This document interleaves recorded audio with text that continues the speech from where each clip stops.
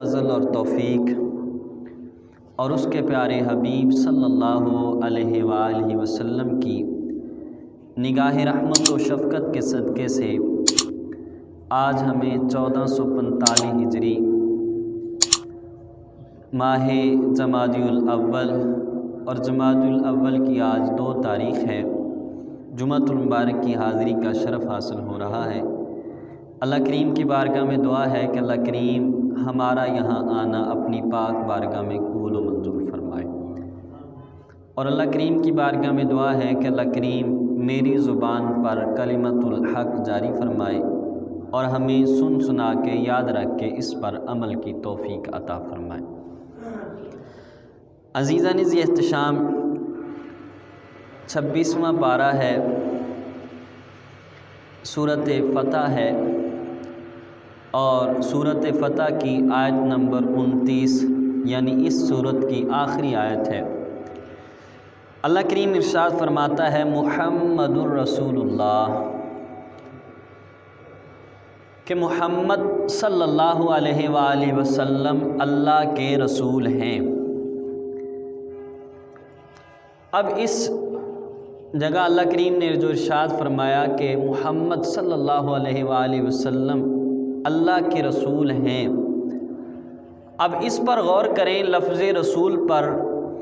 تو مفتی احمد یار خان نعیمی علیہ الرحمہ فرماتے ہیں کہ اس جگہ حضور نبی رحمت شفیع امت صلی اللہ علیہ وسلم کی شانیں تو بہت زیادہ ہیں،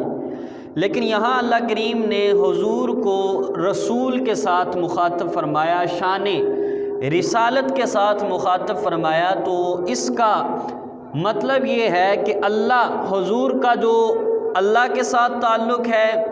اور جو مخلوق کے ساتھ تعلق ہے، ان دونوں تعلقات کو بیان کر کے یہ بیان کرنا چاہتا ہے، اور اس لیے اللہ کریم نے لفظ رسول ارشاد فرمایا۔ اب غور کریں اس جگہ ان الفاظ پر کہ وہ خالق و مالک ہو کر وہ کسی کا محتاج نہیں ہے، ساری کائنات اس رب کی محتاج ہے، حتیٰ کہ نبی اور رسول بھی اس رب کے محتاج ہیں۔ وہ خالق مالک ہو کر مخلوق کے ساتھ بات کر رہا ہے، تو مخلوق کے ساتھ بات کرتے ہوئے اپنے محبوب کے وسیلے کے ساتھ، محبوب کے ذریعے مخلوق کے ساتھ بات کر رہا ہے، ڈائریکٹ بات نہیں کر رہا۔ تو مفتی صاحب فرماتے ہیں اس آیت کریمہ سے،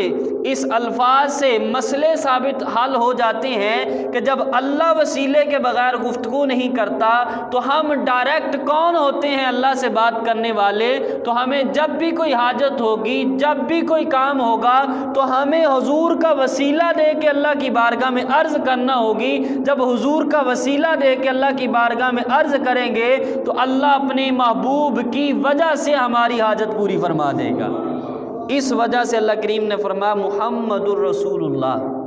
محمد صلی اللہ علیہ وسلم اللہ کے رسول ہیں۔ اب یہ ترجمہ کسی کا بھی اٹھا کے دیکھ لیں، ہر کوئی یہی ترجمہ کرتا ہے کہ محمد صلی اللہ علیہ وسلم اللہ کے رسول ہیں، اور میرے ہاتھ میں یہ ترجمہ کنز الایمان ہے،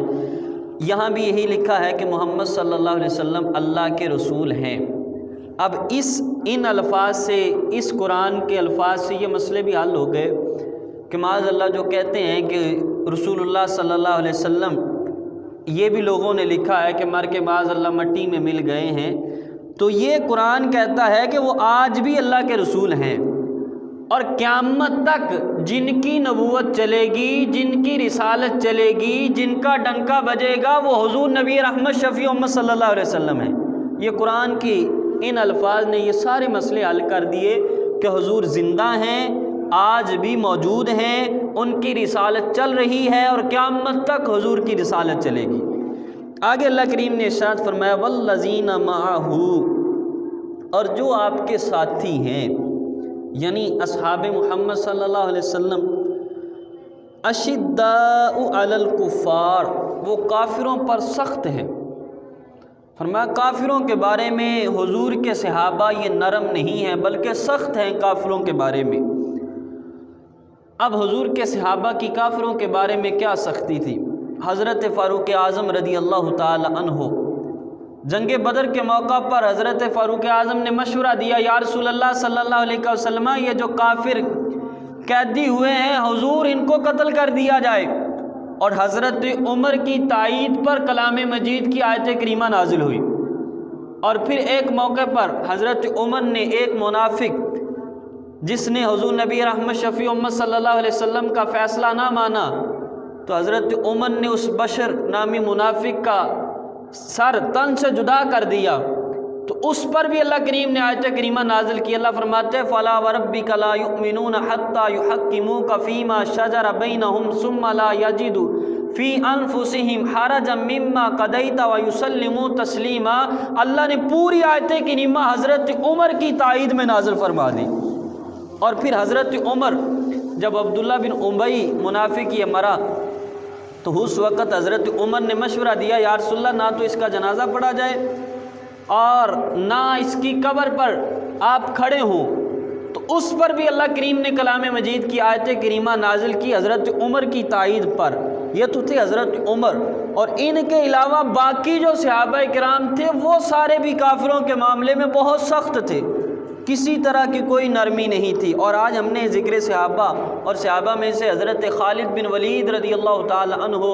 آپ کا ذکر خیر کرنا ہے، تو آپ سنیں گے کس طرح وہ کافروں پر سخت تھے۔ اللہ فرماتے ہیں اشداء علی الکفار رحماء بینہم، کافروں پر تو سخت ہیں، فرمایا آپس میں بڑے نرم دل ہیں، بڑی محبت کرنے والے۔ اور صحابہ جب آپس میں ملتے تھے نا، سلام کرتے تھے، ایک دوسرے کے ہاتھ ملاتے تھے، اور یہ بھی تفسیر میں لکھا ہے معانقہ بھی کرتے تھے، ایک صحابی دوسرے صحابی کے ہاتھ بھی چومتے تھے۔ اس طرح ان کی آپس میں محبت تھی، آپس میں بالکل نرم، اور آپس میں پھر رشتہ داریاں بھی کی۔ سارے صحابہ کا پڑھ کے دیکھ لیں،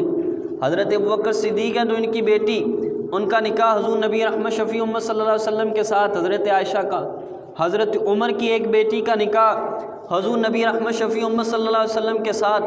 اور حضرت عثمان غنی رضی اللہ تعالی عنہ، ان کو دیکھیں، ان کے ہاں حضور علیہ الصلوۃ والسلام کی 2 بیٹیاں ہیں،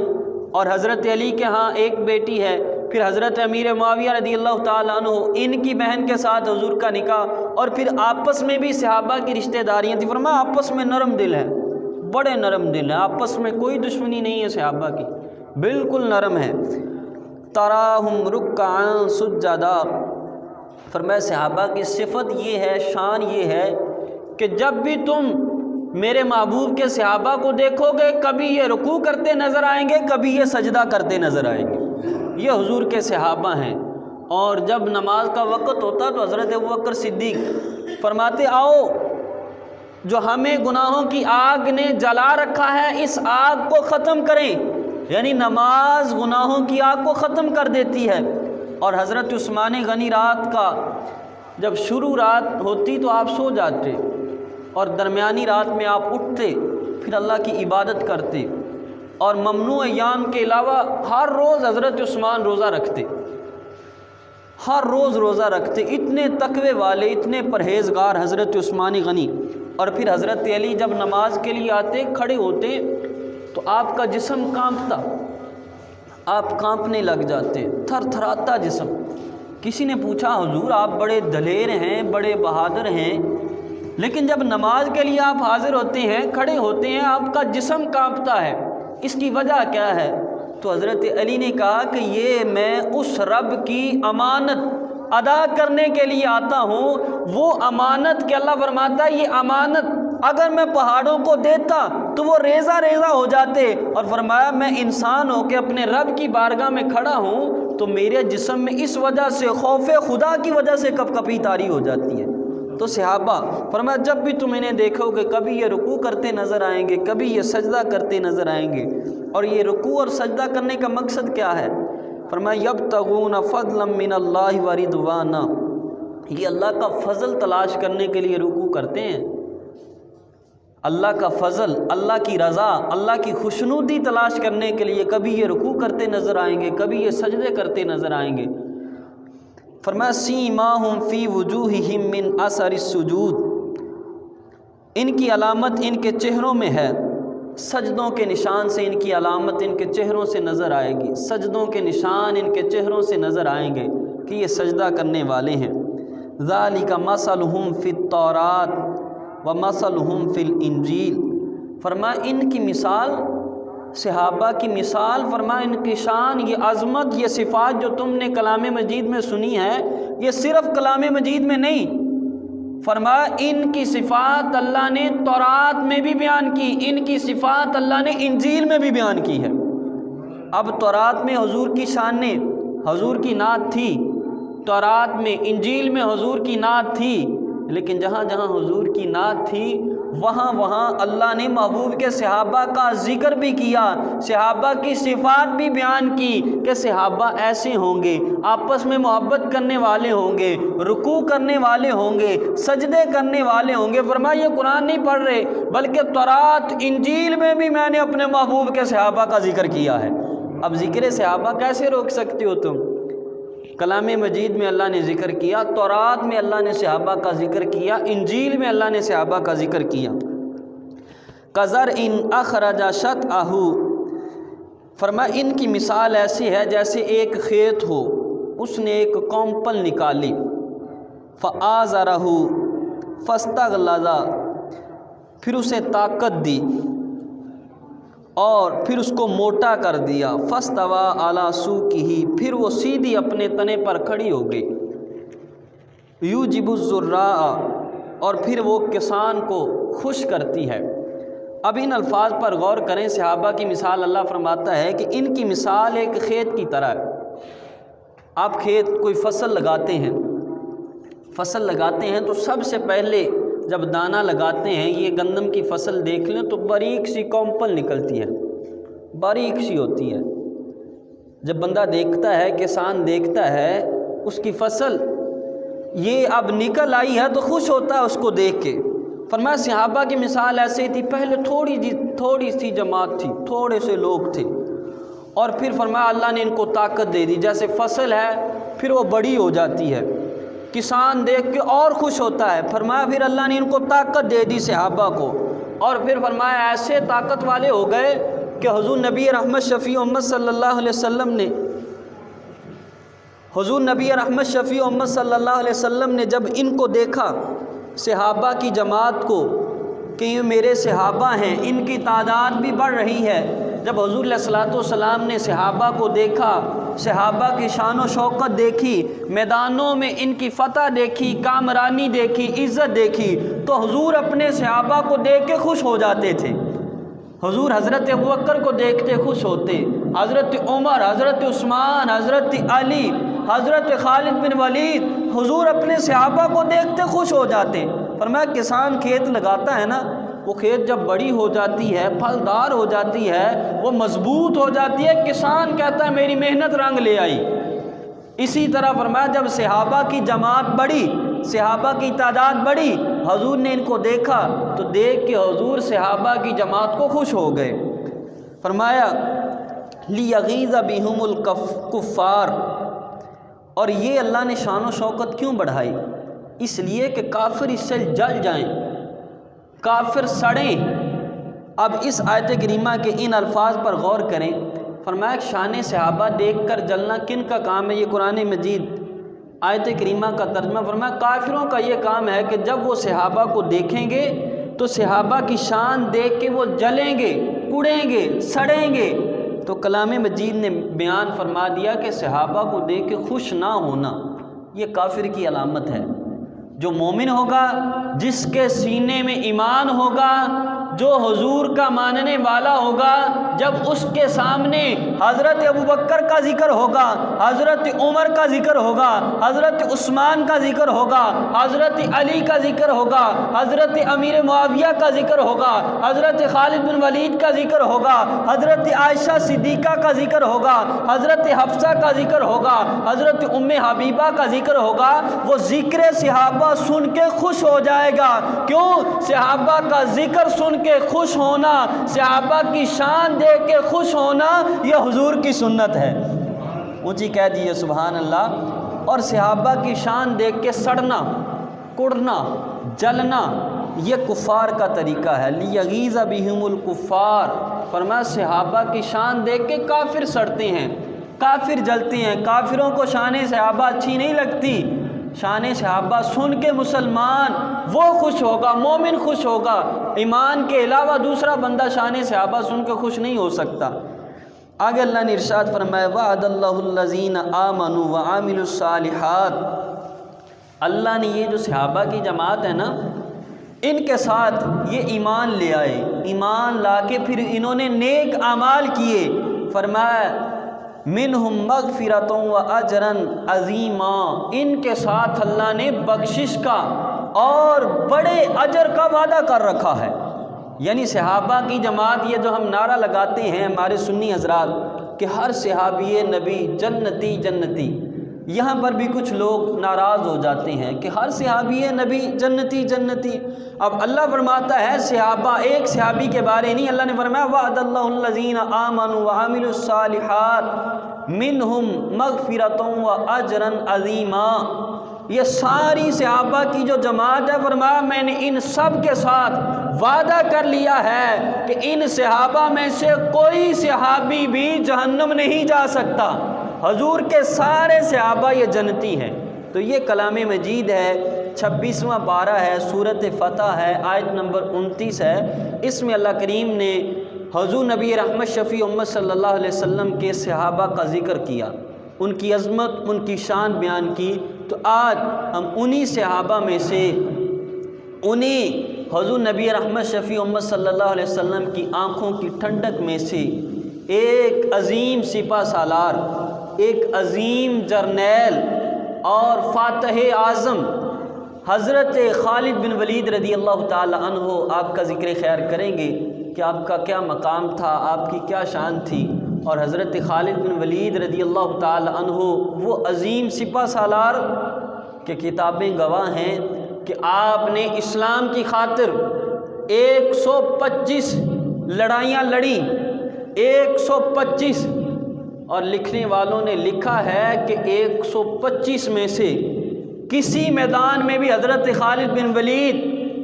ایسے واپس نہیں آئے کہ میدان کو فتح نہ کیا ہو۔ یہ حضرت خالد بن ولید سب سے پہلے آپ کے قبول اسلام اور آپ کے نام نامی، آپ کا نام نامی اسم گرامی ہے خالد، اور آپ کی والدہ کا نام، آپ کے والد گرامی کا نام تو ظاہر ہے کہ ہر جگہ ساتھ ہی آتا ہے ولید، اور آپ کی والدہ کا نام ہے لبابہ صغرا بنت الحارث رضی اللہ تعالی عنہ، اور یہ لبابہ صغرا بنت الحارث یہ ام المؤمنین بنت الحارث رضی اللہ تعالی عنہ ان کی سگی بہن ہے۔ اور اس اعتبار سے حضور نبی رحمت شفیع امت صلی اللہ علیہ وسلم حضرت خالد رضی اللہ تعالی عنہ کے سکے خالو لگتے ہیں، یعنی کہ حضور نبی رحمت شفیع امت صلی اللہ علیہ وسلم کی زوجہ یہ حضور علیہ السلام بنت الحارث رضی اللہ تعالی عنہ یہ حضرت خالد کی سکی خالہ، اور حضور نبی رحمت اس اعتبار سے حضور علیہ السلام کے سکے خالو ہیں، حضرت خالد بن ولید رضی اللہ تعالی عنہ کے سکے خالو ہیں حضور علیہ السلام۔ تو یہ رشتہ داری، اور پھر 7ویں پشت میں حضرت مرہ پر جا کے حضرت خالد بن ولید کا شجرہ نسب حضور نبی رحمت شفیع امت صلی اللہ علیہ وسلم سے مل جاتا ہے، یعنی آباء و اجداد باپ کی طرف سے 7ویں پشت میں حضرت مرہ پر جا کے حضرت خالد کا شجرہ نسب حضور کے ساتھ مل جاتا ہے، اور حضرت مرہ سے جا کے یہ سارا ایک ہی خاندان ہو جاتا ہے حضرت خالد بن ولید۔ اور حضرت خالد بن ولید رضی اللہ تعالی عنہ کے قبول اسلام کا بڑا پیارا واقعہ ہے۔ حضرت خالد بن ولید کہتے ہیں ابتداً ابھی میری عمر 17 سال تھی تو میں اسلام کے خلاف تھا، کہتے ہیں میں نے جنگ احد مسلمانوں کے خلاف لڑی کافروں کی طرف سے اور بہت نقصان بھی پہنچایا، اور فرماتے ہیں کہ ایک دن میں بیٹھا، میں سوچنے لگا اے خالد ہر موقع پر مسلمانوں کی مخالفت کی ہے لیکن کسی موقع پر فتح نہیں پائی، ہر جگہ اللہ نے مسلمانوں کو عزت دی ہے، ہر جگہ اللہ کریم نے مسلمانوں کو وقار عطا کیا ہے، اے خالد پھر بھی تو مسلمانوں کے ساتھ لڑتا ہے، پھر بھی ہر میدان میں مسلمانوں کے خلاف لڑتا ہے۔ حضرت خالد بن ولید رضی اللہ تعالی عنہ یہ کہتے ہیں کہ یہ میں اسی سوچ و بچار میں تھا، اور فرماتے ہیں اتنے میں کیا ہوا کہ صلح حدیبیہ کا موقع آ گیا، حضور نبی رحمت شفیع امت صلی اللہ علیہ وسلم صلح کے لیے جب آئے تو فرماتے ہیں کہ آپس میں کافروں کے ساتھ جب بات چیت ہوگی تو ہم راستے میں مقام عصفان پر کھڑے تھے،